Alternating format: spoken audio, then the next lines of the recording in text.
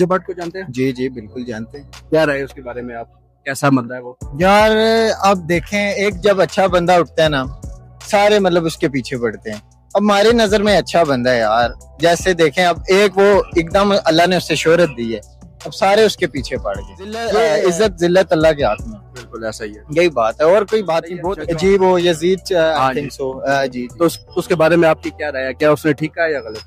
देखें, अब हम सारे मौला हुसैन को मानते हैं, तो जैसे अहले तशीय्या में बहुत मतलब शियों को दिल से मानता हूँ। मतलब जब ने उसे यजीद को मतलब लानत मतलब ऐसा कुछ बोला था, तो उसने मेरे जरिए से तो सही बोला था। ठीक बोला जी अजय भट्ट बिल्कुल। को जानते हैं? कैसा बंदा है वो, चल रहा है जैसा आपने सुना ही होगा वो इशू? जी जी सुना भी। तो क्या वो उसने ठीक किया या गलत? मेरे लिहाज से तो उसने ठीक किया।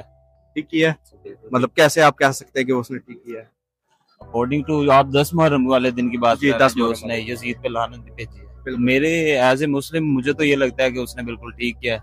यजीद पे तो हम सब का ये मानना है कि यजीद पे तो हम सब लानत भेज, सारे लानत पे। तो उसने भेज दिया, तो उसने बिल्कुल ठीक किया। अस्सलाम वालेकुम। वालेकुम सलाम। क्या को जानते हैं?